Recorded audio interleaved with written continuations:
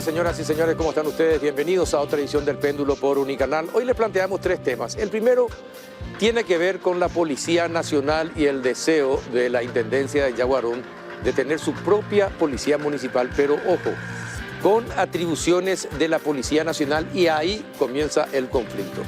Para entender el tema y para manejarnos con prudencia en este caso, convocamos al doctor Oscar Campuzano, viceministro de Política del Ministerio del Interior. Con él vamos a hablar sobre este tema y bueno, él nos va a explicar si es constitucional o no, si puede proseguir o no esta intención. El segundo bloque hablaremos con Óscar Orué, director de Ingresos Tributarios, porque realmente este es un año récord en recaudaciones.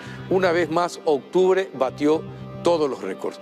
Y el último bloque hablaremos sobre la energía fósil, con Daniel Añón, secretario general de la Comisión Latinoamericana de Empresarios de Combustibles, y Federico de Castro, gerente ejecutivo de la misma comisión. Vamos a hablar de la situación del combustible en América Latina y Paraguay. Ese ya es un bloque que está previamente grabado y lo vamos a pasar en el último bloque. Así que antes de ir al debate y a la primera pausa, les invito a compartir un rico café Lavazza, que es un producto de alta gastronomía que permite al consumidor degustar un producto con aroma, cuerpo y sabor inconfundibles y presente en los mejores restaurantes, cafeterías y supermercados del país. Cafepar representa y distribuye Lavazza, el espresso italiano por excelencia. Pausa, iniciamos el debate.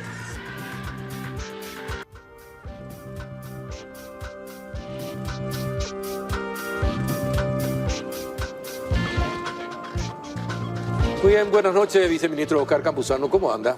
Buenas noches, Carlos, también a la audiencia, un gusto de compartir contigo. Gracias por venir, gracias por venir. Bueno, hoy se realizó la reunión con el intendente de Yaguarón y los concejales. Sí, estuvo el intendente, la presidenta de la Junta, también el asesor jurídico de la Municipalidad de Yaguarón, como también fueron acompañados por el diputado Ábalos Mariño, ¿verdad? Entonces se compartió una excelente reunión tratando un poco de discutir y analizar esa presentación que hizo el intendente, ¿verdad? Y bueno, al final el resultado de todo fue que en una conferencia posterior con la presencia del comandante de la Policía Nacional también, el intendente decidió con su equipo realizar o readecuar realmente ese proyecto para que se adecue a las competencias que tiene hoy día la Policía Municipal. Entendieron perfectamente, le explicamos muy bien con los argumentos jurídicos que corresponde y bueno, el asesor también acompañó esa posición y bueno, aparte de eso también hizo de que podamos discutir la situación interna en cuanto a seguridad del departamento paraguarí, porque también horas más temprano estuvo la gobernadora del departamento paraguarí, donde también se habló mucho al respecto de crear actitudes de la Policía Nacional como también de la gobernación y los intendentes en coayudar la tarea de la Policía Nacional, porque no es fácil, ¿verdad? La verdad que en ese departamento, según los mapas de calor y hechos punibles que tenemos, los accidentes de tránsito son los que están en primer lugar y después la vigiato. La vigiato sigue efectivamente, es una zona de avigiato del departamento de Paraguay. Y en tercer lugar, muy abajo, están los hurtos, ¿verdad? Pero de todos modos, me gustaría comentar, Carlos, y a la audiencia, de que la intención de ciertos municipios de crear policías de prevención no es solamente la que pasó con el intendente Yaguarón, sino ya antes de la promulgación de la nueva ley orgánica municipal de 2010, la ley antigua hablaba de que los municipios podrían crear una policía preventiva, pero era muy difusa, ¿verdad? En el 2001 en la Municipalidad de Asunción se intentó crear, pero ocurrió una tragedia porque en esos momentos estarás recordando de que policías municipales de tránsito estuvieron involucrados en un secuestro, ¿verdad? Sí, entonces eso diluyó y quedó ahí, ¿verdad? Pero en el año 2010 se promulgó la nueva ley orgánica municipal en donde en su artículo 56 habla claramente cuál es la competencia exclusiva de la policía municipal. En este caso, el propio municipio de Asunción hoy día creó la policía municipal de prevención, pero se dedica exclusivamente a resguardar el patrimonio público municipal. Claro. O sea, tenemos guardia en el Palacete Municipal de Asunción, tenemos guardia en el Centro Paraguayo Japonés, en los centros comunitarios, porque son todos bocas de cobranza. No hay que olvidar también que en varios centros de cobranza hubo asaltos, sí, ¿verdad? Sí. Y la policía municipal no pudo repelir porque no pueden portar armas, no pueden tener elementos disuasivos. Entonces, eso hace que el concurso de la Policía Nacional en estos casos siempre sea importante. Pero también es decir, la ley es clara, sí. La Constitución también es clara en cuanto a las prerrogativas de la Policía Nacional, ¿verdad? Pero también es un llamado de atención por la inseguridad que siente la ciudadanía y porque siente que la policía no da abasto para protegerle, sí. ¿Verdad? Esa es la sensación que queda. Y no va a faltar que en otro momento probablemente otro intendente o quizás algún gobernador tenga la misma intención, ¿verdad? Y debería ser un llamado de atención para el Ministerio del Interior y para la Policía Nacional este tipo de pedidos. Sí, la verdad de las cosas es que realmente como gobierno y en este caso con política de seguridad emanada por parte del Ministerio del Interior, sentimos realmente esa inseguridad porque nos reunimos en forma casi cotidiana con comisiones vecinales de seguridad que aportan, interactúan, coadyuvan la tarea de la Policía Nacional, ¿verdad? También no es menos cierto de que la Policía Nacional tuvo una dejadez de varias administraciones en cuanto al apoyo de estructura, ¿verdad? Imagínate patrulleras de 12, 13 años, ahora fueron renovadas, carecían de armas, el policía tenía que comprar sus propias armas, no hay chalecos. Imagínate que estos chalecos que hoy tenemos están todos vencidos, ¿verdad? No, efectivamente. Entonces hay una dejadez. Poco era 50.000 guaraníes por día, sí. El combustible que se cargaba a las patrulleras, solamente 50.000 guaraníes por día. Sí, imagínate. Entonces fue una preocupación inicial del gobierno de Santiago Peña y no hay que olvidar que apenas ha iniciado hubo directrices bien claras por parte del presidente de la República hacia las autoridades que tienen competencia en la seguridad y fue justamente la de por ejemplo, triplicar los linces, que fue un compromiso electoral que se cumplió en diciembre, porque no teníamos, no había más motos, los linces fueron abandonados por la administración anterior y no te olvides, el 18 de diciembre tuvimos un desfile de 1.200 nuevos linces, ¿verdad? Que fueron distribuidos en las diferentes capitales departamentales del país. Apenas un mes estuvimos repartiendo casi 300 nuevas patrulleras. Entonces hay un proyecto de crear no solamente ese ambiente de seguridad, sino de dotarle de mayor estructura a la Policía Nacional, porque así como estaba, era difícil también combatir al crimen organizado. Le pregunto algo. Sí. Lo que pasó en el Ministerio del Interior durante la administración anterior, ¿se hizo a propósito?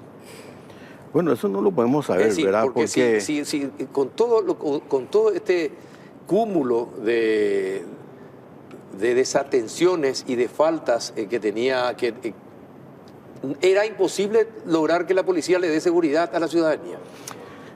El propio comandante de la Policía Nacional apenas hace 6 meses en el Consejo Nacional de Deporte, frente a la presencia de 5.000 nuevos ingresantes, que es importante lo que también te voy a comentar, Carlos, decía el comandante nacional frente al presidente de la República y ministro, decía que es inédito lo que está pasando con la estructura policial. Después de 30 años ve que una administración central se está preocupando en el crecimiento de la Policía Nacional, porque bien lo decía, ¿verdad? Si nosotros no podemos tratar de que la población se sienta segura, ¿cómo va a haber desarrollo, verdad? Si no hay desarrollo, tampoco hay inversión. Entonces, la preocupación del Estado, en este caso del gobierno, fueron precisas al inicio. No te olvides de que las cárceles y penitenciarias del país están abandonadas y en manos de la delincuencia, en manos del crimen organizado. Y entonces, con mucho coraje, cuando el presidente le da instrucción al ministro del Interior que esto no puede seguir así, se hizo un operativo que realmente fue un éxito.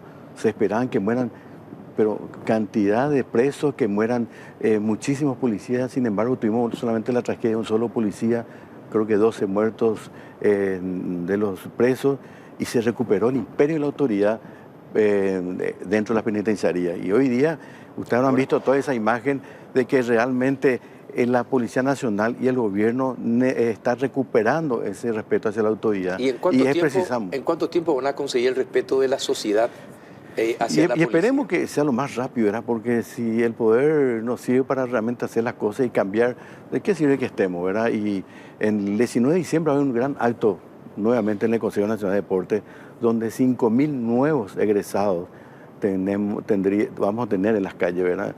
No te olvides tampoco, Carlos, esto para tratar de comentarte una realidad nuestra, ¿verdad? Ingresan 1.000 por año, se jubilan 750 y quedan apenas 250 policías en permanente. Imagínate con el crecimiento vegetativo que tiene la población, 250 policías cada año, realmente es ínfimo. Y ahora la verdad es que vamos a tener 5.000 nuevos policías que van a engrosar ese paquete de protección que precisa la población. Eso van a ser distribuidos en todo el país.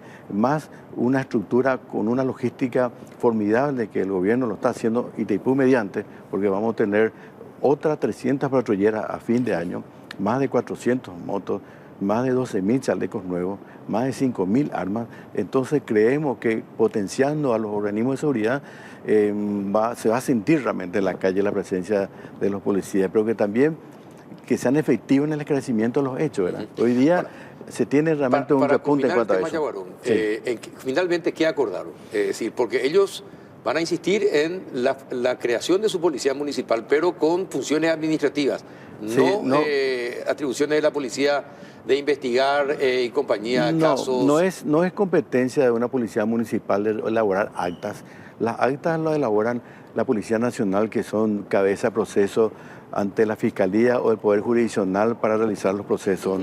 La justicia no admite actas por parte de terceros, ¿verdad? Eso es bien claro. Coadyuvar, y podría el municipio coadyuvar en alguna que otras tareas, ¿verdad? Pero en cuanto a prevención, estar con capucha, tener escopeta con balines de goma, tener uniformes casi camuflayados, eso no está permitido. Y el intendente reconoció eso va a readecuar y realmente con el apoyo que hoy también se decidió dentro de la estructura. ¿Y qué función va a tener su equipo? Y entiendo que va a ser nuevamente el resguardo del patrimonio público municipal, que es la que así quedamos, ¿verdad? Ajá. La policía municipal que fue creada no va a actuar así como estaba previsto. Ajá, bueno, eso es importante. ¿Se quedó claro eso? Así mismo, quedó claro. Bueno, ¿y cómo vamos a seguir combatiendo el crimen organizado? Y eso, pero antes, explícame un poquitito, viceministro, ¿cuál es la competencia del viceministro de Asuntos Políticos? Y la competencia está claramente en la ley, ¿verdad? Nuestro relacionamiento con los gobernadores, los intendentes, la sociedad civil, es una competencia bien directa y bien concreta. Y es lo que hemos hecho desde el inicio, cuando hemos asumido. En apenas 18 de agosto le hemos convocado a los 17 gobernadores. Y hemos propuesto en 4 programas de acciones bien definidos a todos los gobernadores, de que vamos a visitarles los fines de semana con el ministro del Interior, el comandante de la policía, vamos a establecernos su departamento y vamos a llevarle a los 22 agentes vocales, llámese viceministro, directores de la administración central. O sea que nos vamos, el comandante de la policía, el ministro del Interior, 22 administraciones del Estado, a tener una audiencia pública en el lugar donde vive la gente.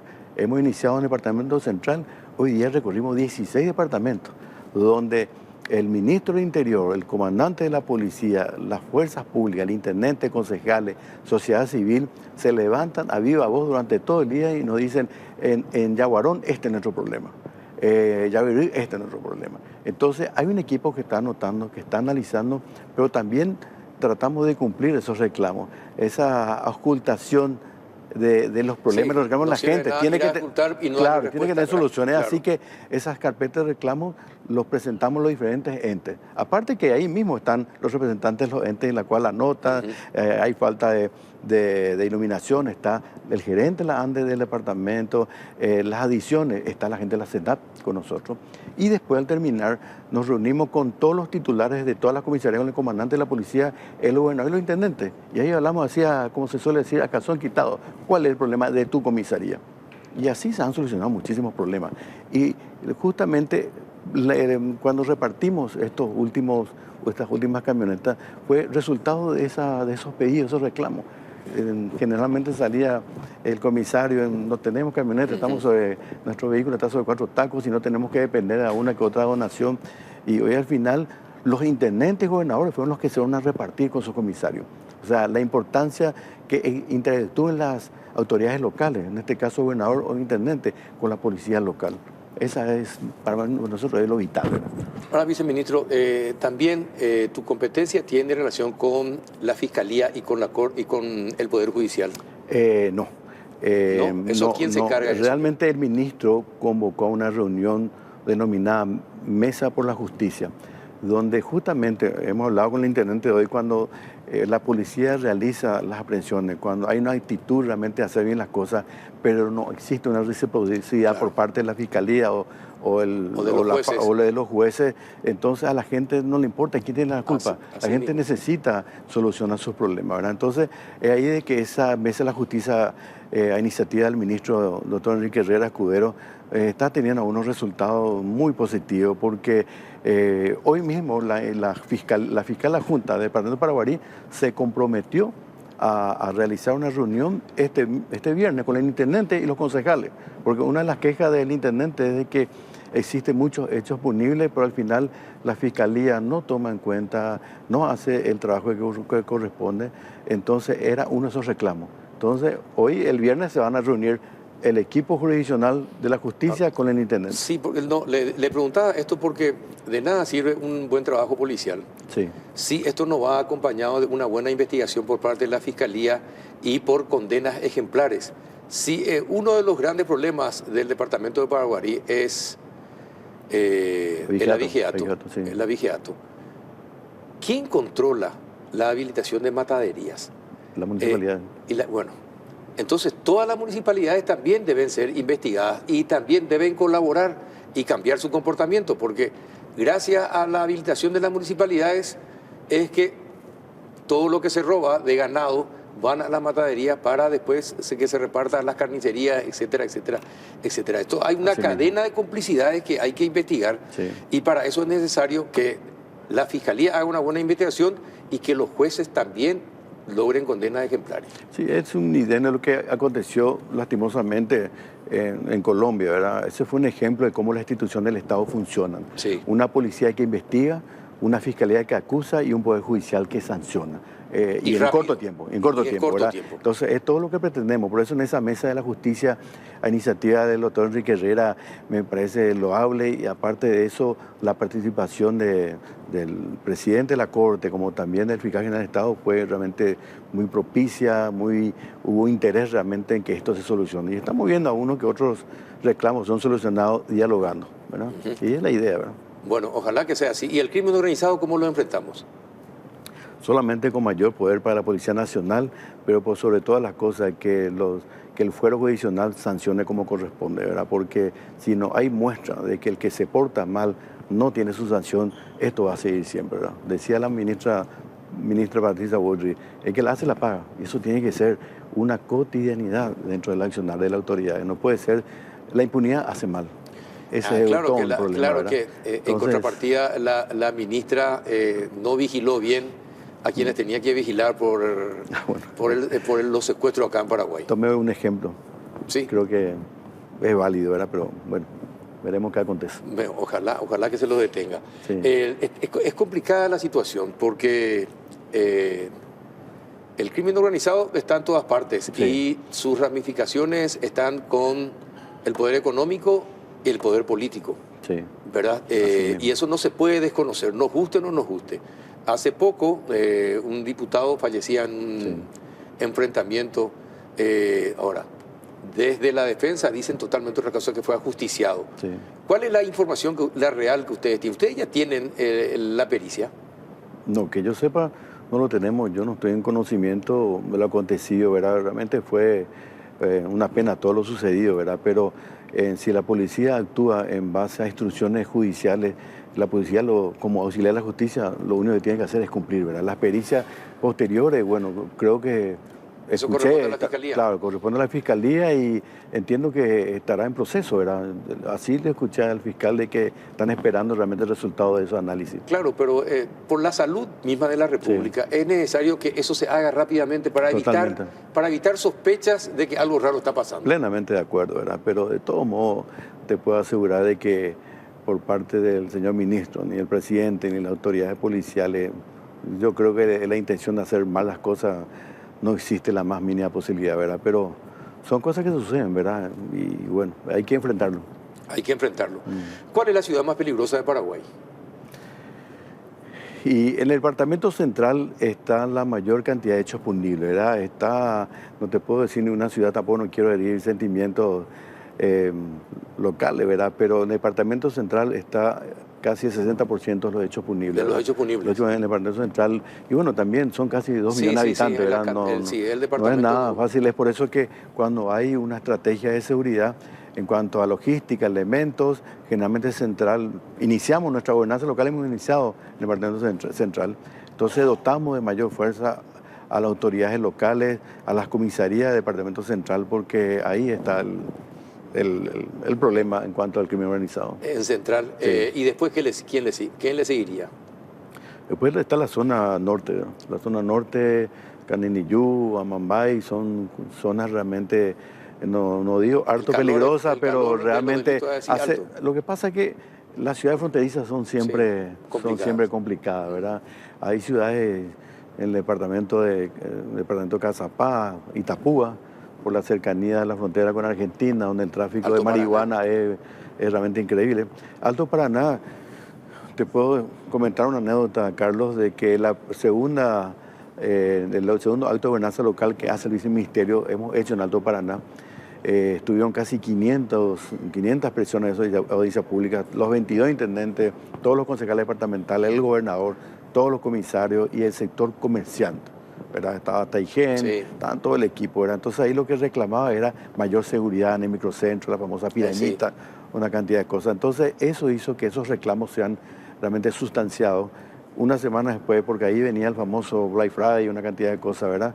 Increíblemente con una dotación formidable de policías, con un cuidado exhaustivo del microcentro, del 20 al 24 de diciembre, que es la fecha de los famosos compristas, no hubo un solo hecho punible en el microcentro.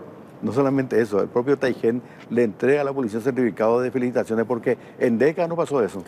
Increíble, ¿verdad? Increíble. Pero bueno, este año suceda lo mismo. Creo que va a ser realmente un objetivo principal de las autoridades de seguridad de la zona, porque Ciudad del Este, Alto Paraná, es un pulmón formidable para los ingresos fiscales del país. Bien, viceministro, muchísimas gracias por haber venido y compartido este espacio. Cuando quiera, un gusto, Carlos, compartir contigo, con la audiencia, y bueno, cuando pueda ser invitado otra vez, estoy firme aquí. Está bien. Óscar Campuzano, viceministro de Política del Ministerio del Interior. Vamos a la pausa en instante, vamos a hablar de récords de recaudación. ¿Con quién? Con Óscar Orué, director de la DENIT. Ya volvemos.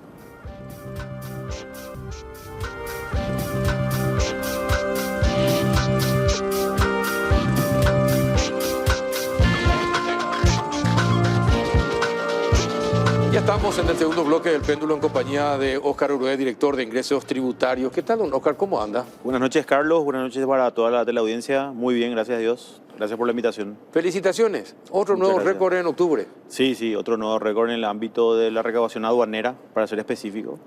Y también una buena recaudación, 66 millones de dólares más. Comparándonos a nosotros mismos. Hay que recordar que... Sí, ya están comparándose con ustedes. Claro que iba a ser un poco difícil eso porque tuvimos muchos aumentos. Y bueno, ahora ya mes a mes, septiembre, octubre, ya fueron meses donde ya nos medimos directamente. Y bastante bien. En el ámbito aduanero estamos bien a pesar de que la baja del río. Y también ya las empresas están importando para lo que va a ser fin de año. Sí. Entonces, en términos generales, bastante bien, muy contento con los números y también con el resultado del equipo. Así es que vamos a continuar en la misma línea. Entonces, a pesar de la bajante, sí. A pesar del costo de las mercaderías, a pesar de la elevación del dólar, a pesar de todo, tuvieron muy buenos ingresos aduaneros. Sí, en aduanas estamos bastante bien. Estamos implementando y seguimos implementando controles. Estamos también trabajando con lo que tiene que ver con la lucha contra el contrabando. Vamos a tener tuvimos varios allanamientos. Desmantelamos 2 esquemas, uno en el Alto Paraná y otro en Luque. Sí. ¿Verdad? ¿En una casa? En una casa, sí, donde teníamos reportes de que había ingreso y bueno, no se tenía... ¿Y qué encontraron ahí en la casa? Y muchos productos de diferente tipo, productos fitosanitarios, productos frutícolas, productos comestibles, elaborados, o sea, una serie Lo que normalmente se compra en un mini super, en Sí. un supermercado, y no tenía ninguna etiqueta, no tenía ninguna factura de compra, no tenía ningún documento que pueda demostrar el origen de esos bienes. Bueno, Y en el caso de en el caso es grave. de Alto Paraná, es que me valió la tapa de un diario ya de la zona, hacían acopio de productos frutícolas y ingresaban así tipo hormiga, ¿verdad? Ajá. De poco, depositaban ¿De en eso. Brasil? Desde Brasil. Del Brasil. Sí, depositaban en un Depósito. depósito, ¿verdad? Sí. Lógicamente, y de ahí Pero fraguaban. eso es una vieja práctica ahí en la zona. Sí, pero lo más raro era que fraguaban documentación de ese nave, ¿verdad? Para poder hacer el tránsito, porque nosotros ya habíamos agarrado 2 camiones de esa empresa y nos presentaron toda la documentación, ¿verdad? Y bueno, pero después... ¿Y tuvieron que darle toda la carga otra vez? Sí, se le devolvió la carga, ya en meses anteriores. Pero registramos todo y comenzamos a hacer el estudio de inteligencia. Eso significa, teníamos fotografía, hacíamos seguimiento, hicimos también trabajos con GPS, con drones, donde hicimos todo el seguimiento, un trabajo de inteligencia muy fino, que nos ayudó también las fuerzas militares, y con el Ministerio Público, la fiscal Corbalán, que realmente se portó con nosotros, una excelente profesional, y en realidad hicimos ese trabajo y salió es todo un éxito. Ya está en la fiscalía. Al día siguiente se allanaron 3 estudios contables, de los cuales solo pudimos allanar uno porque pusieron mal, o sea, adrede pusieron mal la dirección de las demás, de tal manera que no se puede detectar. Pero estamos detrás de las personas responsables. Ajá. Y es el trabajo un poco más delicado, por decir una manera. Seguimos los controles en otros lugares.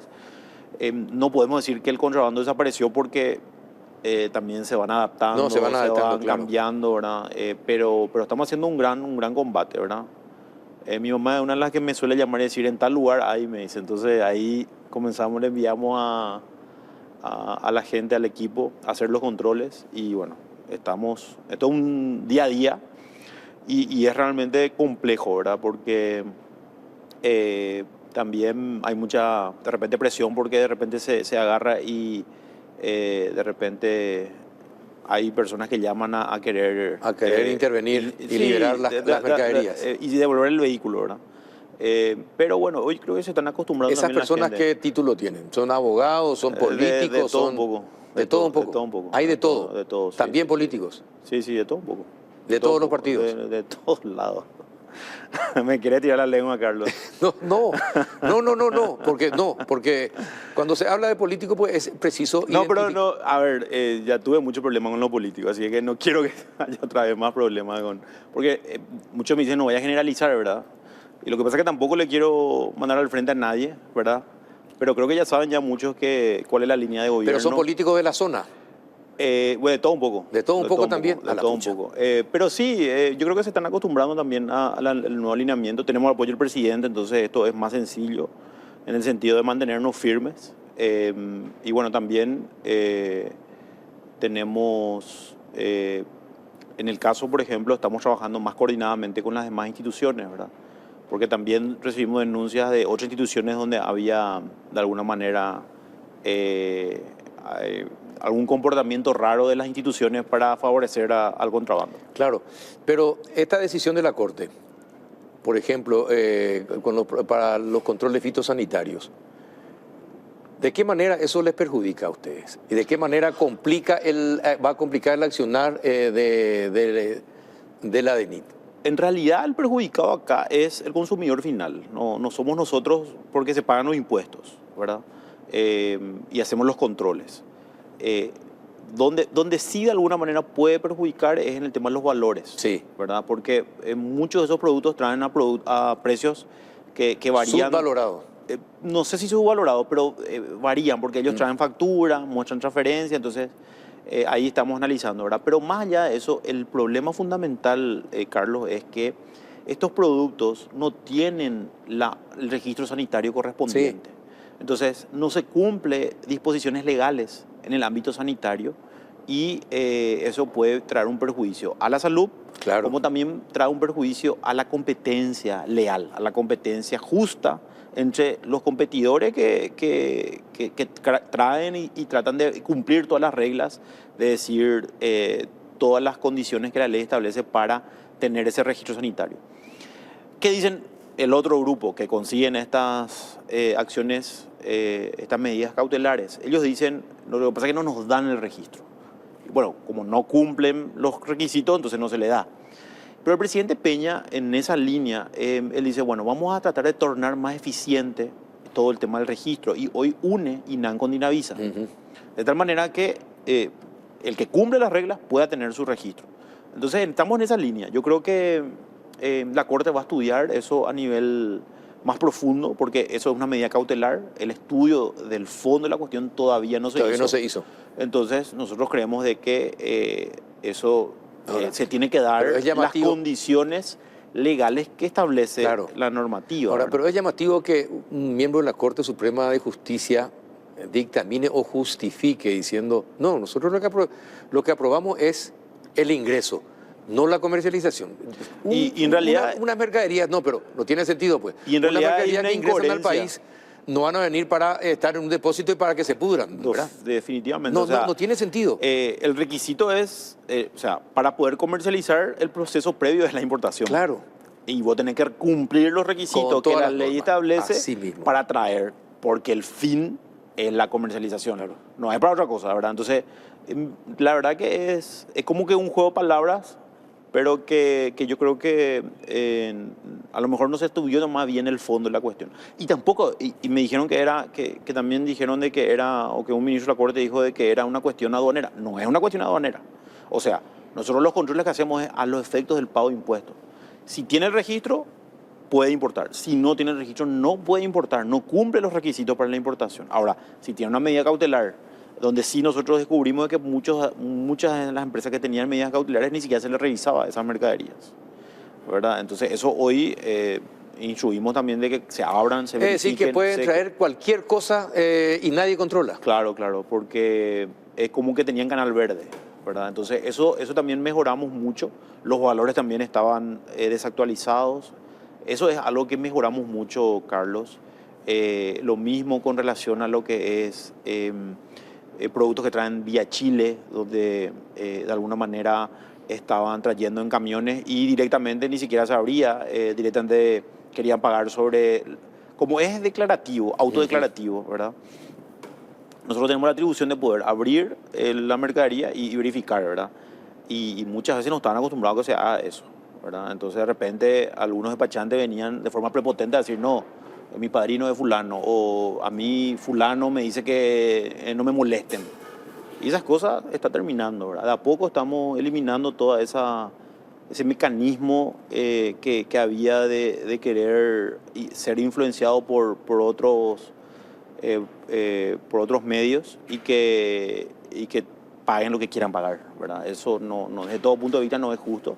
Entonces nosotros estamos, desde ese punto de vista, estamos cumpliendo y estamos haciendo verificaciones y controles. Ahora, volviendo al primer caso que dijiste de Alto Paraná, si ingresan las mercaderías es porque, con algún tipo de documentación, es porque alguien falsifica o crea la documentación. No, ese entra directamente de contrabando.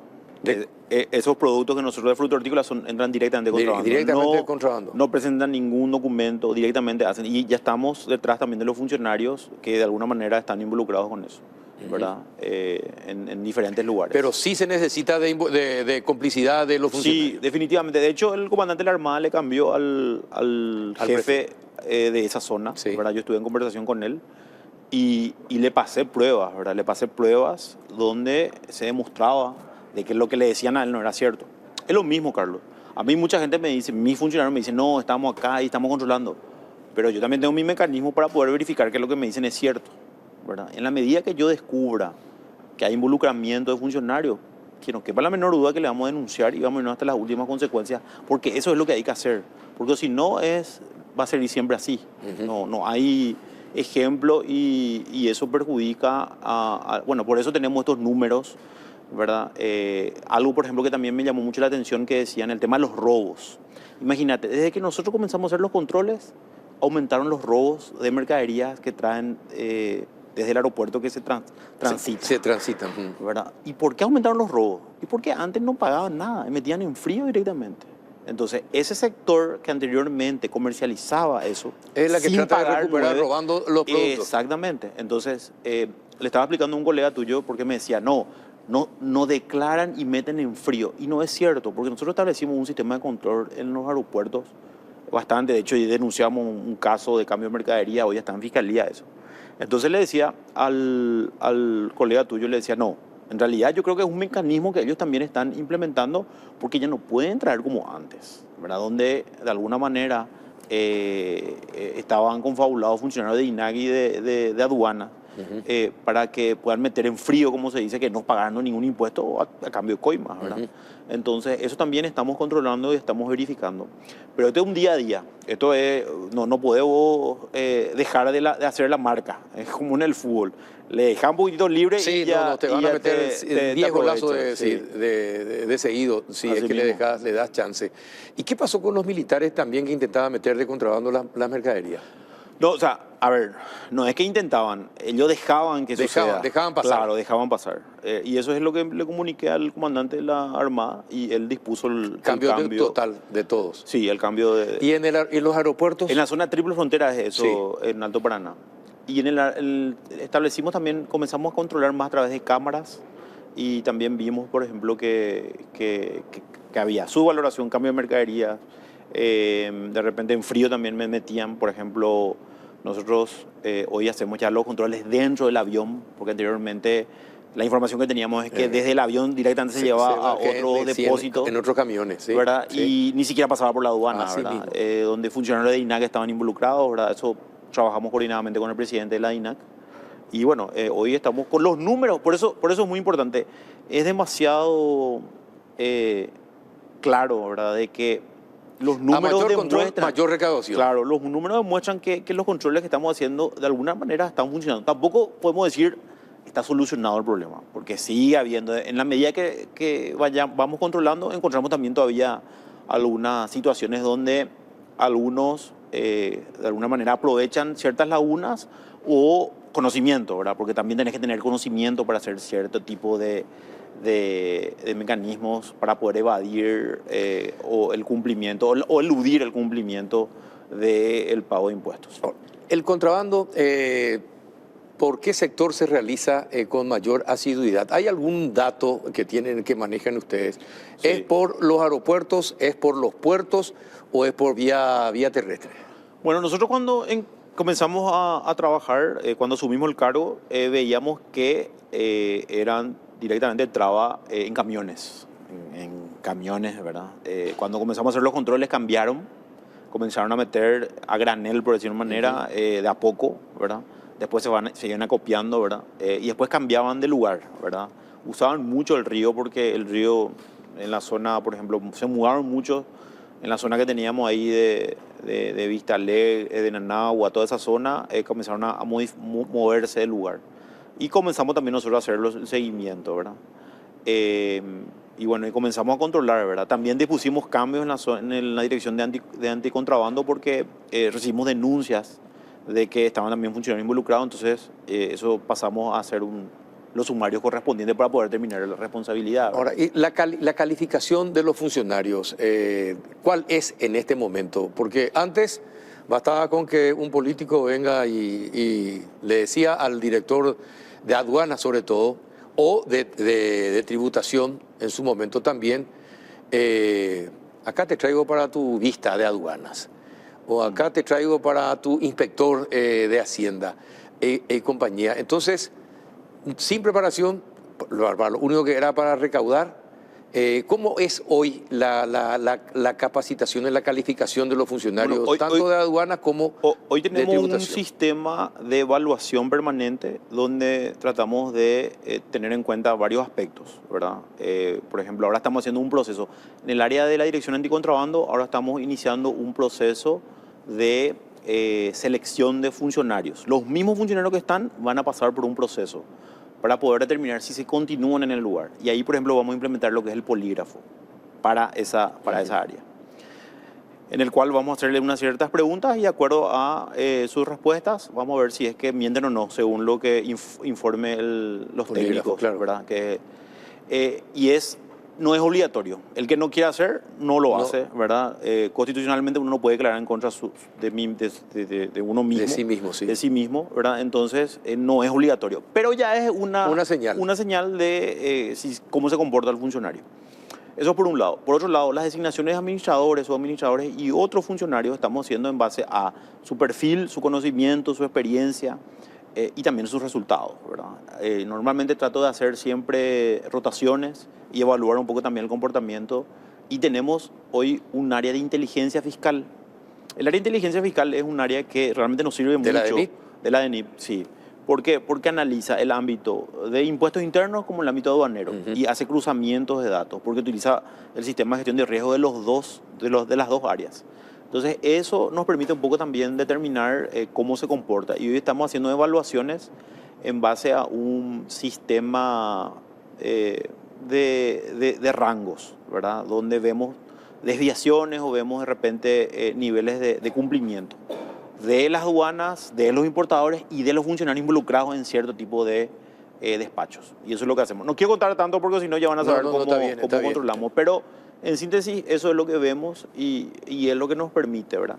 Y sobre todo tratar de no dejarnos presionar de repente por las sugerencias de que se le puede asignar en tal lugar, por ejemplo. ¿Y te siguen haciendo sugerencias? Y disminuyó mucho. Pero te siguen haciendo. Sí, siempre, eso siempre. Te estás volviendo político yo también ahora. Sí, porque no, te pregunto algo y me contestás de otra manera, pero no, casi lo mismo. Lo que pasa, Carlos, que generó mucha roncha esto.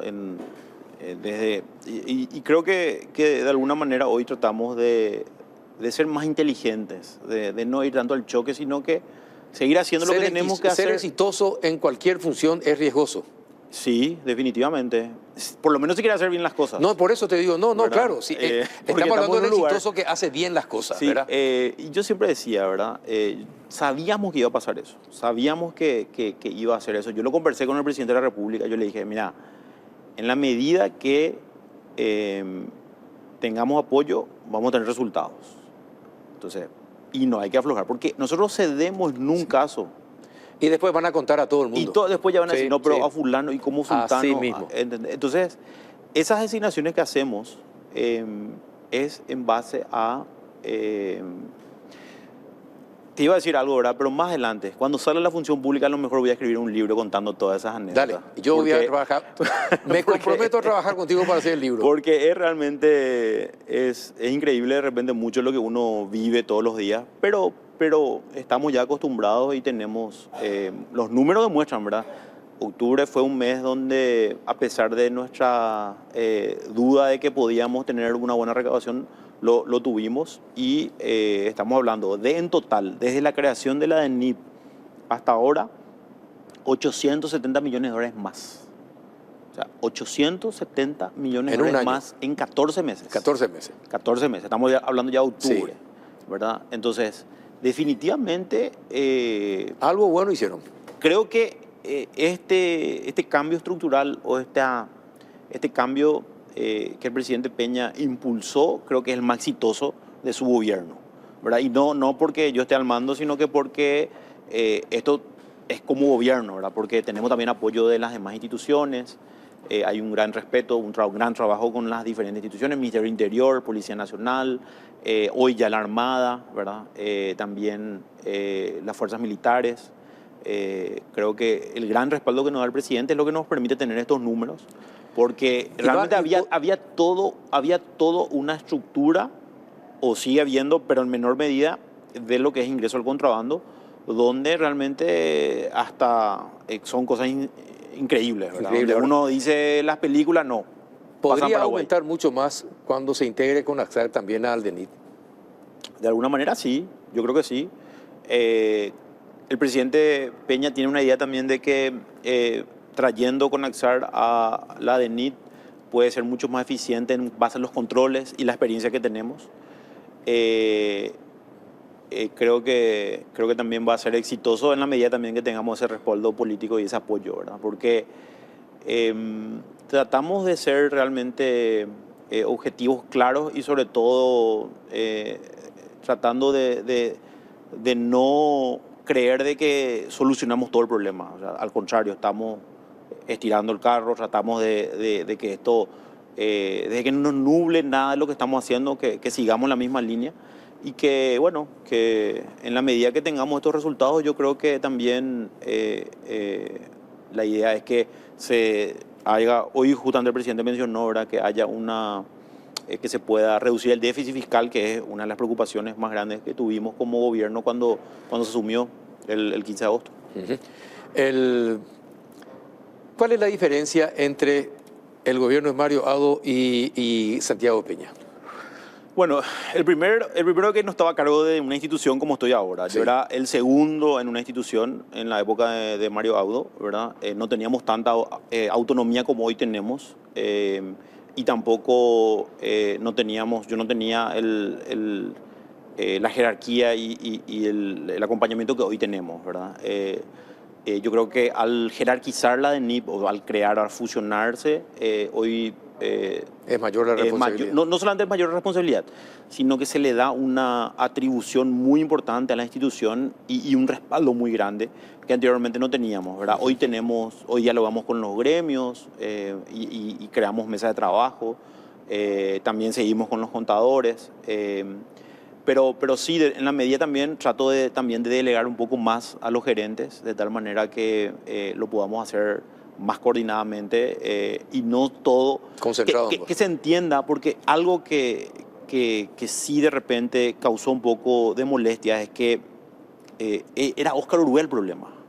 Y en realidad no es Óscar Orué el problema. En realidad es que la institución tiene que funcionar de esa manera. Esté Óscar Orué o esté cualquiera.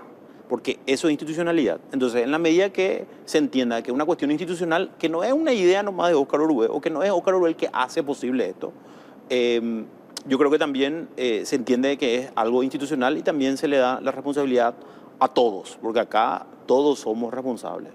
El éxito es de todos, no solamente de Óscar Orué, claro, como también si hay un fracaso, va a ser de todos y no solamente mío, ¿verdad? Entonces, es un trabajo, como te decía, día a día, y que realmente es, todos los días uno amanece con problemas diferentes, con situaciones diferentes, ¿verdad? Y el otro día me contaban, ¿verdad?, que el área de capacitación fue a una escuela y todos, bueno, me escribieron una carta a los alumnos, ¿verdad?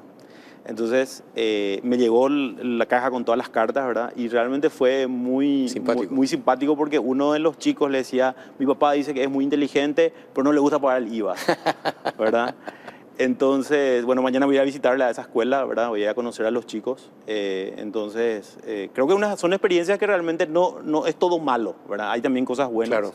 Entonces, también la gente reconoce en la calle de repente, sí, me felicitan o me saludan y bueno, eso por lo menos puedo decir que puedo ir tranquilo. Claro, puedo decir que voy tranquilo a los lugares donde normalmente un funcionario público no quiere mostrar dando la cara encima que yo cobro impuestos. Sí, exactamente. ¿Verdad? Entonces, bueno, esas son cosas buenas también que uno ve que el cargo, o en este caso la función, te da esa satisfacción, ¿verdad? Entonces, estamos contentos con los resultados que estamos teniendo. Perfecto. Óscar, gracias por venir. Muchísimas gracias. Gracias, Carlos. Me quitaste mucha información, así que espero que eso no genere otra vez roncha. Pero estamos adelante y con mucha fuerza. También saludarle a todo el equipo de la DENIP, agradecerle por el esfuerzo, por la dedicación, por el trabajo y continuar en la misma senda. Bueno, muchísimas gracias por darnos tanta información. Óscar Orué. A la vuelta de la pausa, este ya es el tercer bloque, ya está grabado, pero atendé, Óscar Orué, atendemos que sos de la DENIP. Hablamos con gente que está en el tema energético fósil, combustibles y compañía. En Paraguay dicen que tenemos más de 3.000 estaciones de servicio, cuando lo necesario son solamente 1.000.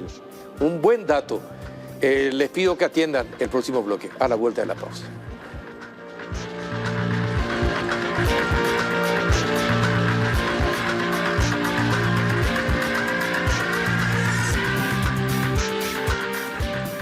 Muy bien, seguimos ya en el último bloque del péndulo y esta vez en compañía de don Daniel Añón y Federico de Castro, secretario general y gerente latinoamericano de estaciones de servicio. Están participando de la 9ª Semana de la Energía que se desarrolla en nuestro país. Un tema demasiado importante porque afecta al combustible que usted, yo y todos usamos en nuestro país, que sirve también para la economía. ¿Qué tal, don Daniel? Buenas noches, ¿cómo anda? Buenas noches, ando bien, por suerte, recorriendo este precioso país, a no ser por el calor. ¿Qué tal, don Federico de Castro? ¿Cómo está? Muy bien, Carlos, buenas noches, gracias. Un gusto estar contigo y con la audiencia. Bueno, a ver, cuéntenos, ¿cuál es la situación de las estaciones de servicio en Latinoamérica, en general? Bueno, voy a comenzar y voy a hacer lo más breve posible, resumir cómo es en Latinoamérica el tema de la situación. El tema de las estaciones es muy diferente en cada país, pero todos tienen algo en común, los problemas. En la Comisión Latinoamericana se forma en el año 91, se crea en el año 91, por los problemas que empezaron a darse en el 78 en Chile con la integración, mejor dicho, con el cambio de reglas o la desregulación del mercado, que progresivamente después se dio en Argentina en el 91, en el 93 en Ecuador, 95 en Perú, 96 en Guatemala, y así se fue dando en muchos países. Pero mientras tanto esta comisión trabajó para tener 3 puntos que no eran negociables para que las estaciones de servicio no les pasara lo que pasa hoy en Chile, que el 90% de las estaciones de servicio están en manos de la distribuidora, pues se han integrado verticalmente. ¿Qué quiere decir esto? Para hablar claro y que entienda la gente, es que las distribuidoras son importadores, distribuidores y a su vez operan estaciones de servicio en un 90%. Lo que significa que han desplazado a todos los pequeños. Es decir, que todo el negocio del combustible está en manos de unos pocos. Exacto. Usted imagínense también que eso es igual que las farmacias. Los laboratorios se quedaron con toda la venta y sacaron las farmacias. O sea, se han perdido una cantidad de puestos de trabajo, pequeños empresarios, y bueno, y esto siguió en el 91 y siguió en los demás países. Después hay países que han logrado poner reglas que no se pueden integrar las distribuidoras en el sector minorista, o sea, en las estaciones de servicio, y qué es lo que hay que ir logrando y lo que hay que hacer para poder subsistir, porque si no, las grandes distribuidoras o los grandes capitales se van quedando con las estaciones de servicio y las pobres estaciones chicas, los que son empresarios de hace muchos años, desaparecen, cosa que es totalmente injusta. Pero bueno, para eso hay que tener, digamos, fuerza, hay que tener injerencia. Voy a dar un pequeño ejemplo de lo que yo he visto acá en Paraguay. No puede ser que este país tenga 3.000 estaciones de servicio. ¿Es mucho o es poco? Muchísimas. Muchísimo. Es el récord en América por habitantes. Nada más que 3.000. ¿Cuánto sería lo justo para una población de 7 millones de habitantes? La media que hay en Latinoamérica es 11.000 por estaciones de servicio. Y Paraguay tiene 3.000. O sea que las estaciones no pueden ser rentables las estaciones de servicio. Pero ¿y por qué siguen si no es rentable? Es muy buena pregunta la que me va a hacer. ¿Por qué abrieron tantas estaciones de servicio? Exactamente, ¿por qué se siguen abriendo tantas estaciones de servicio? ¿Qué hay? ¿Lavado de dinero? ¿Habría lavado de dinero detrás de esto? En eso no me quiero meter porque no tengo idea. Pero narcotráfico hay en todo el mundo, así que no sé, no sabría decirle. Pero sin duda hay muchísimas estaciones de servicio. Algo tiene que hacer acá el gobierno, alguien tiene que empezar a buscar normas porque esas cantidades de estaciones de servicio no pueden estar. Lo triste es que las que se abren son casi todas de las distribuidoras y bueno, y lamentablemente esas no van a cerrar y las que van a cerrar son las que existían antes. Las que existían antes. Pero muy lamentablemente, por lo menos es la experiencia que uno tiene. Y bueno, y a su vez también tienen que lograr y exigirle al gobierno de que no se puedan integrar y vender en el sector de la estación. ¿Por qué? Porque tienen el margen de importador, el margen de la distribuidora y el margen de la estación. O sea, el estacionero que recibe su combustible tiene un margen de 7.2, si yo no me equivoco, y las distribuidoras se dan el lujo de hacer hasta promoción en sus estaciones con un 20% de descuento con una tarjeta. Con un 20% están regalando su margen de ello, que debe ser más grande que el de la estación de servicio. Y bueno, y no quiero acaparar la palabra y lo dejo a Federico si quiere continuar. Y don Federico, le agrego otra consulta más a la que le dije a don Daniel. En Latinoamérica, para comenzar, en Latinoamérica, ¿cuánto del negocio del combustible también participa el Estado? ¿En cuántos países y en cuántos es absolutamente privado? A ver, Carlos, esa es una pregunta bien amplia. Lo primero que hay que distinguir es que en América Latina los mercados son todos muy distintos entre sí. Sí. Pero hay una variable común, que es que el precio del combustible, por lo menos en América Latina, es la institución que representamos, los mercados que analizamos, el precio del combustible es siempre político. Entonces, la injerencia del gobierno en la conformación del precio se da en toda América Latina. En toda América Latina. Y se da por distintas circunstancias.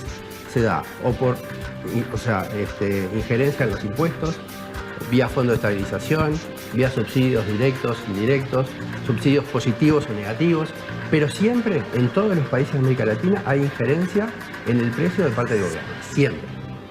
¿Tá? O sea, nosotros tenemos un lema que decimos que en América Latina el precio del combustible es político. O sea, no vale el precio de mercado, o sea, la interacción oferta-demanda como en otro producto. En combustible es diferente. Eso lo tenemos analizado y lo podemos demostrar. De hecho, hay países donde si sube el barril del petróleo, o sea, el precio se congela. Hay presidentes que han declarado públicamente y lo han hecho, ¿tá? Que han dicho, el combustible en mi país no va a subir más que la inflación. Y obviamente no controla el precio mundial, es un commodity, ¿no? Sí. Y es el caso de México, y ahora con el nuevo gobierno sucedió lo mismo. Por eso digo, está claro que el precio es político. Es político. Ahí no hay duda. Después, volviendo un poco a lo que decía Daniel, lo que me parece que es importante reafirmar es, la pregunta acá es para los gobernantes, ¿no? Para el gobernante paraguayo. Sí, sí. ¿Qué modelo de país quiere? ¿Quiere un modelo de país que proteja a la pyme, que proteja al paraguayo, o no? Al emprendedor. Al emprendedor, al que trabaja, al que pone el pie, claro, lo moja pone la camiseta. en el bar. Ahí está. Sí, exacto. O no, o se regula, o se desregula, o se facilita para que haya cada vez más concentración, menos distribución. Esa es la pregunta. Esa es la pregunta que se tiene que hacer. ¿Y en Paraguay cómo es? ¿Hay concentración de 2 o 3 grandes empresas en el negocio del combustible? Y si son 3.000 estaciones de servicio, y si hay esa concentración, la pucha, ¿cómo están ganando? Es un problema, tú le decías una pregunta recién a Daniel, o sea, ¿cuántas estaciones debería haber en Paraguay? No más de 1.000. No más de 1.000. No más de 1.000. Lo que había antes, ¿no? No más de 1.000. Esa es la respuesta. Para circunscribir el problema, en definitiva. Y sí, hay concentración y cada vez va a haber más concentración. Porque, o sea, todavía se está a tiempo de corregir. No se debió haber llegado a esta situación. ¿Tá? Primer punto, hay que ser bien claro. Pero todavía se está a tiempo de corregir. Entonces, creo que el Ministerio de Industria, o sea, los organismos competentes tienen que tomar acciones para limpiar el sistema, mejorar el sistema de distribución. Ahora, yo sé que ustedes no son paraguayos, pero me imagino que también en otros países debe hacer lo mismo. En el negocio de las estaciones de servicio en Paraguay hay muchos políticos detrás de las estaciones de servicio. ¿Cómo evitar que aumenten la cantidad de estaciones de servicio si están en manos de políticos? Bueno, ¿cómo se puede regular, cómo se debería regular esa situación? Porque tampoco le pueden decir, no, usted no se meta en este negocio a los políticos. Pero no es posible, y coincido con ustedes, no es posible que en una manzana o en 2 manzanas existan 3 o 4 estaciones de servicio. Es lo que pasa en Paraguay. Y es lo que hace que sea un mercado totalmente ineficiente. Porque, o sea, esos 3 estaciones, quiere decir que son 3 inversiones distintas, 3 instalaciones distintas para tener los mismos litros. Y después, ¿cómo? O sea, la otra pregunta, la difícil, la que hiciste sobre los políticos, bueno, eso escapa un poco a nosotros, pero los organismos competentes tienen que regular. Y regular para todos, parejo. Porque en definitiva, lo que el comerciante quiere es libertad de comercio, pero con reglas claras. Y no importa si el comerciante es político o no, las reglas tienen que estar claras. Y hacia ahí tienen que ir. ¿Quiénes son? A ver, ¿qué quería decir? No, quería agregarle a lo que decía Federico. Y esas reglas que tiene que haber, esos nuevos reglamentos que tiene que haber, que los tiene que haber, no porque se diga, es un mercado que se abrió, es como decir, un libertinaje, porque esto es un libertinaje. Es un libertinaje que saca partido las grandes empresas en desmedro, como ya hablamos, de los pequeños empresarios. Y no es justo, no es justo. Y para eso, ahora que ya no se pudo hacer, igual el que tiene que tomar las cartas en el asunto es el Ministerio de Industria. El Ministerio de Industria tendría que ahora decir que se le haga un informe. Nosotros ayer estuvimos casualmente con CONACOM, creo que se llama, sí, la asociación que, digamos, que cuida la competencia, sí, ¿no? La competencia. Y explicándole esta situación, y bueno, se ve que no estaba muy al tanto del tema y que, digamos, que nos comprometimos nosotros de repente a hacer un estudio acá, una consultoría de cuáles serían la cantidad de estaciones, las cosas que habría que hacer, que las distribuidoras no pueden ingresar en el sector minorista porque es una posición de abuso dominante. Conversábamos y le decíamos, acá lamentablemente si hay un estacionero que le quiera hacer, digamos, un juicio a alguna distribuidora, no sé el tiempo que le llevará, pero lo tiene que ganar, porque no puede ser que esa distribuidora le venda a un concesionario de él que tiene su estación al mismo precio que venden su estación al público o un poquitito más alto nada más. No puede ser, pero sin embargo se da. No solamente se da acá en este país, ¿no? Lamentablemente tenemos Colombia con los mismos problemas en estos momentos y Guatemala. Pero eso hay que prohibirlo porque creo que la competencia en el combustible no es como vender un vaso, como competir con una camisa que uno elige cuál es. Es lo mismo. Es exactamente... Rompe el sentido de la competencia. Exactamente, rompe totalmente la competencia, donde deje integrarse a una distribuidora que la deje ser importadora, distribuidora, y que aparte le quiera a usted preguntar cuánto es el margen que ganan y no se lo pueda saber. Ahora, ustedes dijeron que el precio es político prácticamente en todas partes. Hoy en día, yo estoy seguro que tienen conocimiento del precio de los combustibles en Paraguay. Sí. ¿Son los reales los precios de combustibles en Paraguay? ¿Están inflados o están por debajo de lo que debería ser? Dígale, Federico. Bueno, a ver, América, como te decía hace un rato, Carlos, América Latina tiene muchos mercados muy distintos y con precios muy distintos, ¿no? Lo primero a destacar es que América Latina es una zona del mundo con precios de combustible baratos, en comparación, ¿no? Dentro de América Latina hay muchísimas diferencias. Por ejemplo, al extremo que tenemos 4 países son Venezuela, Colombia, Bolivia y Ecuador, que venden el diésel o el gasoil, no sé cómo se dice acá. Sí, diésel o gasoil. Sí. Ahí va. Más barato de lo que sale, o sea, con impuestos y costos de distribución, más barato de lo que sale en una refinería en el Golfo de México. O sea, el gobierno está poniendo por cada litro... Está subsidiando. Que se vende, pone plata. ¿Ah? Y se dan situaciones ilógicas. Ahora en Ecuador tiene apagones de 20 horas por día. Sí, exacto. Y sin embargo subsidian el combustible, la electricidad, y no tienen los fondos para generar electricidad. Pero son esas cosas que no se entienden. No se entienden. Entonces, tenemos ahí esos 4 países. Después, otros países con precio medio, o sea, de medio hacia abajo. Está Paraguay. Paraguay tiene precios en la región bastante bajos. Ni en la región para abajo, porque Bolivia, como te decía, tiene el precio tremendamente subsidiado. Al extremo que no tienen combustible. En varias zonas. Entonces, ahí tiene, o sea, Paraguay tiene precios bajos, también tiene una carga impositiva distinta a la de otros países. Y cuando hoy hablamos que se maneja el precio políticamente, acá claramente se utiliza la herramienta de Petropar. Exacto. Se usa, está claro, que tira y ancla los precios hacia abajo. Digo, eso no es sano para el mercado. Puede ser, el consumidor lo puede percibir como positivo, porque lo favorece. Claro, explíquele al consumidor que es el que tiene que cargar su tanque todos los días. Lo favorece en el corto plazo, pero no es sano para el sistema. Entonces, en el largo plazo, esas cosas no son buenas. Entonces, hay que dar toda la información, porque lo que es bueno hoy, capaz que no es bueno mañana. Porque se destroza un sistema. Y después también, o sea, el Estado tiene que poner plata hasta cuánto. Las cosas tienen que ser claras. O sea, esto es un commodity, es energía, nos movemos con energía todos, tiene que ser transparente. Y bueno, creo que hace falta un poquito de luz ahí. Y ahí hace falta transparencia. Un poco, sí. Sí. Ojo, no es un tema solo de Paraguay. Sí, no. Pero Paraguay es claro. Que Federico me corrija, pero usted hacía una pregunta concreta, ¿cómo estamos a nivel de precio? Yo creo que el precio latinoamericano, donde se junta más, es entre 1.10 y 1.35 por ahí, ¿no? En el precio de la gasolina. En gasolinas. Sí, el precio de las gasolinas entre 1.10 y 1.35. Nosotros estamos fuera de carrera, estamos en precios como es europeo los uruguayos. Ni se lo voy a decir porque se va a asustar. Un litro de nafta en Uruguay vale $1.80. Es un montón. El doble que acá. El doble que acá, pero tiene un impuesto de 0,80 centavos de dólar. 0,80 centavos de dólar de impuesto.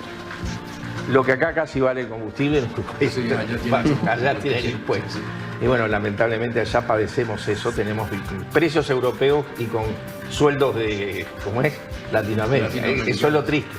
Eso es lo triste. Pero bueno, no sé qué más podemos decir del mercado paraguayo, que es lo que más importa. Creo que hemos dicho todo lo que hemos visto. Sí que sin duda, como para redondear un poco, Paraguay, el ministerio, que creo que es el que tiene que tomar después de hablar con alguna importadora de combustible, distribuidora, hablar con el ministerio, con ACOM, que es el que digamos que defiende la competencia, en que hay que crear reglas claras. Y bueno, y si nosotros, y cuando digo nosotros, digo la Comisión Latinoamericana o quien sea, al mismo de acá, APESA lo puede hacer, conseguir una consultora que sepa sobre este tema para que se formen, digamos, porque aparentemente hay más estaciones de servicio para abrir. Sí, exactamente. Hay más permisos autorizados. Entonces, esto ya, usted fíjese, no hablamos de los promedios, pero 90.000 litros, creo que no los vende nadie como promedio en Latinoamérica. Nosotros, que somos un país muy chiquitito, tenemos un promedio de 330.000 por estación de servicio, para que sea eficiente, para que sea rentable el negocio. Si no, lamentablemente no puede ser rentable. Y bueno, esperemos que Paraguay tome cartas en el asunto, el gobierno. ¿Y tuvieron oportunidad de hablar con alguna autoridad del Ministerio de Industria o con alguna otra autoridad, ya sea de Petropar o del gobierno? Estuvimos reunidos con el Ministerio de Industria, con el equipo de combustible. Estuvimos en la Secretaría de la Competencia. Ahora vamos a seguir teniendo reuniones. Acá lo importante, Carlos, es el diagnóstico está claro, sí. Es lo que es lo que hablamos, lo que comentaba Daniel, lo que percibe el consumidor. Pero bueno, el mensaje, lo bueno es hay que, de acá para adelante, cómo hacemos, cómo mejoramos, cómo los saneamos, cómo hacemos que tengan un mejor sistema de distribución.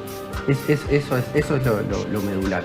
Y eso es lo que transmitimos a las autoridades, yendo a la pregunta. Y esperemos que se proceda a generar las normas que hay que generar. Y desde la CLAEP vamos a apoyar, vamos a ayudar. Y obtenemos mucha información que la podemos volcar a los gobernantes sin problema ninguno.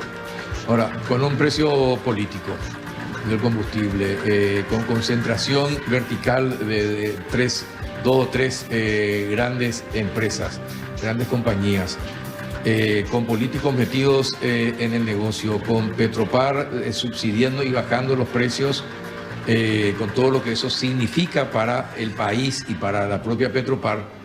Y si eso se replica básicamente en los otros países latinoamericanos, ¿dónde está el negocio del combustible entonces? ¿Y quién gana en este negocio? Bueno, lo que pasa es que esto es un proceso. Hoy se está dando... Si el país pierde, o si los países están perdiendo, ¿quiénes están ganando? Hay empresarios que ganan, claramente. No hay nada que hacer. No hay duda. O sea, estamos en un proceso... El Estado pierde... Mira, te lo voy a hacer bien sincero, honesto y simple para que se entienda. A la larga, el Estado, el gobierno, el Estado pierde, el consumidor pierde y ganan 3 o 4 que terminan siendo sí, los en este caso son 3, ¿no? Siendo bien claro, las cosas como son. ¿Y en Paraguay quiénes son los 3? Los 3 grandes... El grupo Zapal, que tiene Petrobras, pueden ser 4 o 5 quizás, pero los que yo conozco más, no sé si vos te acordás de alguno más, Shell. Sí, pero, o sea... ¿Y quién es el otro que estábamos hablando? ¿O los otros que son grandes? Pero más allá de hoy quiénes son, está también... son 5. Pero más allá de quiénes son, o sea, el día de mañana pueden ser otros. Porque estos grupos... A ver, porque la experiencia también está. Hoy es Juan, pero mañana es Pedro, José, o le vendió un fondo de pensión neozelandés, un fondo de pensión árabe. Funciona así. Entonces no importa quién está hoy. Lo que importa, Carlos, es que mañana van a ser, hoy son 5, probablemente mañana sean 3. Y capaz que no son los que están hoy, pero van a ser otros. O capaz que ni siquiera son de acá. O ni siquiera van a ser paraguayos. Claro, pero en este negocio del combustible, es decir, la logística, ¿cuánto representa en el costo final? Nosotros tenemos ahora un problema. Nuestros ríos están secos, están muy bajos. Entonces, los buques no pueden llegar hasta los puertos acá en Paraguay. Se usan los vehículos de transporte terrestre. Entonces, ¿cuánto representa la logística en el precio final del combustible? Carlos, una cosa, antes de responder esa pregunta, volviendo un poco hacia atrás, hay que tener, o sea, si esto sigue, este nivel de concentración sigue, lo que va a pasar es que el Estado va a perder todo tipo de facultad de la gobernanza del sistema. ¿Tá? Va a ser rehén de esos 2 o 3 grupos o 4 o 5, nunca son 5, generalmente son menos. ¿Y será que ya no son rehenes? Pero van a ser todavía peor. Puede ser mucho peor y todavía se está a tiempo de corregirlo. Ahora, ¿rehenes o cómplices? Bueno, esa es una linda pregunta. No lo creo, pero no lo sabemos. Sí. Yo creo que, ¿sabes qué? Mira, la respuesta nos las vamos a poder contestar todos en función de lo que se haga. De lo que se haga. La van a poder ver, la vas a poder ver vos, Carlos, y el televidente. Y ahora, siendo la otra pregunta, la logística pesa y pesa significativamente. Esperemos que no tengan problemas, que suba el agua, que llueva donde tiene que llover. Tienen reservas de varios días de inventario, pero bueno, o sea, en caso que pase eso es bravo, ¿no? Claro. A ver, me decían al principio, el precio en Paraguay está por debajo de lo que debiera ser. Si ustedes tuvieran que decir cuál es el precio que debería tener el combustible en la región, ¿cuánto sería? No sabemos, porque la verdad quisimos entrar un poco en detalles de la conformación del precio y solamente creo que tenemos claro el margen del estacionero, que es un 7%, un 7,2% del diésel en el tema ¿cómo es? Del diésel. Y que es un porcentaje para el precio muy bajo, porque esto lo mantienen no sé cuánto tiempo y ha habido aumentos de sueldo, aumento de todo lo que se consume en una estación de servicio como se consume en la casa. Bueno, ese es el único dato claro, porque preguntamos a la distribuidora y más o menos ganamos como la distribuidora. Yo personalmente se lo digo que no lo creo, no le creo para nada. Y a su vez tiene el margen de la importación, ¿no? Porque trae el producto y después lo trae. Y no sé, no se lo puedo armar y cuánto tendría que estar, no lo sé. Pero sin duda es un precio que es bajo. Es bajo para no tener, digamos, petróleo, para no tener refinería. Es bajo, es bajo. Mira, hace unos días el precio del combustible, de la gasolina en Paraguay era más barato que en Estados Unidos, que es un país que refina, o sea, tiene petróleo, refina y refina para buena parte del mundo, y con impuestos bajos, y el combustible estaba más bajo. Un poquito más abajo. Entonces sí, o sea, claramente está un poco por debajo. Y estas guerras, estos conflictos que se dan en el mundo, en los países donde se explota el petróleo, ¿afecta en el precio? ¿Afecta a la provisión a los países, sobre todo a Latinoamérica, o no? Yo creo que ha afectado digamos, a los países cercanos a esos conflictos, sobre todo los que dependen de Rusia. Creo que lo sabemos todo. Alemania se quedó sin gas y tuvo que salir a renegociar con Rusia, que no le quería vender, o tuvo que conseguir gas de otro lado, y así muchos países en Europa. Pero acá en Latinoamérica, por ahora, que yo sepa, no afecta. En todos los lugares que hemos estado de Latinoamérica no ha afectado el tema de la guerra por ahora, ni en el precio, ni en nada, ni en la falta de combustible. Sí les puede afectar problemas como que el agua en el río no esté, que haya seca, o en Ecuador que no haya corriente, pero el tema de las guerras que están allá por ahora, por suerte, lejos, y que ojalá no estuvieran más ni lejos ni cerca, ¿no? pero no ha llegado a traer, digamos, repercusiones en el tema combustible para los países latinoamericanos. Bien, acá nosotros nos plagueamos mucho, nos enojamos cuando suben el precio de los combustibles y nos damos cuenta que en la región no se toca el precio del combustible, pero de repente sube en Paraguay, sin ninguna explicación. Ahora ustedes me dicen que en Paraguay es más bajo y que en otros lugares, que en otros países de la zona, y que está muy por debajo del promedio de la zona.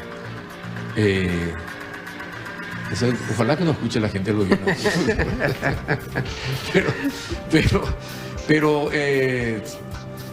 ¿qué se puede hacer en Paraguay para que tengamos un precio justo del combustible? Y bueno, lo que decía Daniel hace un rato, o sea, hay que empezar a dictar las normas y cumplirlas, o sea, y hacerlas cumplir y cumplirlas.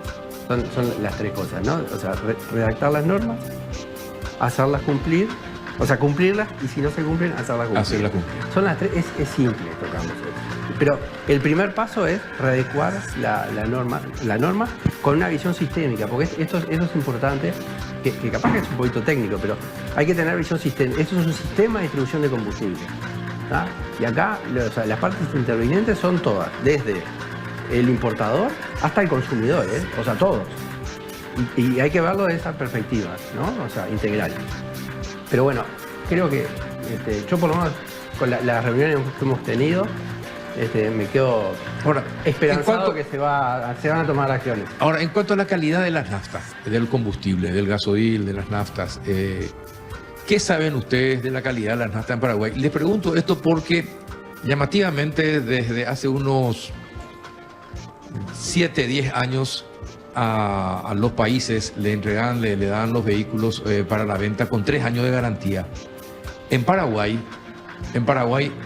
en los últimos años, en los últimos 10, 7 años atrás, le dan con 1 año de garantía. 1 año de garantía. Eso es, pregunté yo por qué y me explicaron que era por la mala calidad de las naftas, por las mezclas que se hacen en las naftas y que hacen que los motores de los vehículos que son traídos de las grandes compañías, de las grandes empresas automovilísticas, finalmente terminan dañándose los motores y entonces ellos no dan una garantía de más de 1 año en Paraguay, cuando en otros países son garantías de 3 años. Efectivamente, ¿ustedes saben algo de la calidad de la nafta, del combustible? Que sabe una cosa que por lo menos yo personalmente no podría asegurar el tema de la calidad. Lo que sí aseguro es que acá, por ejemplo, Paraguay, primero tiene naftas de más, en el sentido que tiene 88, 92, 95, 97. Que es una locura. Habría que tener 95 y 97 y ya está, porque lo después para abajo... ¿Y por qué cree que existe eso? No, pero lo peor no es eso. Lo peor que acá averigüé que esa mezcla se hace acá. ¿Solamente acá? Y no sé si lo hace en otro país. O sea, se trae nafta virgen y se le suma y la mezclan con la de 97 y se saca 92 y le suman aditivos adentro o le suman el etanol para que suba como es el otanaje. Yo no sabría decirle, pero los que hacen los automóviles sin duda que deben de saber. Pero últimamente estaba yo sintiendo los comentarios de colegas de acá que había mejorado mucho el nivel de combustible. De la calidad del combustible, sí. Pero no sabíamos entrar en eso porque no estamos en la parte técnica del combustible, ¿no? Bien, perfecto. Se nos fue el tiempo, lastimosamente. Me hubiese gustado seguir conversado mucho más. Pasa volando 30 minutos, así que no es suficiente 30 minutos. No, quizás hay mucho para hablar en esto y vengamos la semana que viene, ningún problema. Encantado. Don Daniel, muchísimas gracias por haber venido. Por favor. Don Federico, también a usted, muchísimas gracias. Espero que este sea el inicio de otras visitas cuando estén por Paraguay. Gracias a ti, Carlos. Un saludo a la audiencia y buenas noches para todos. Muchas gracias. Y a ustedes también por acompañarnos otro miércoles más. Muchísimas gracias. Hasta el próximo.